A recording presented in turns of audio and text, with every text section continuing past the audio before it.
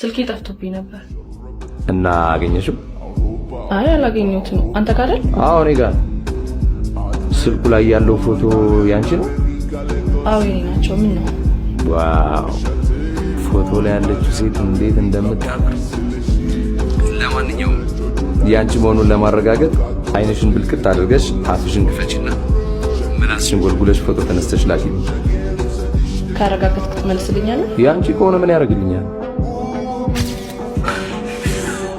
ሌባ ድሮም ሌባ ነው። እሺ ዘንድሮም ሌባ ይልቅ ሌባ ብለሽ ቅስሜ ሰበርሽው። ስብራቱ ሳይብስብኝ ላስጠግነው ጥሩ መካኒካዎች ጠቁኝ።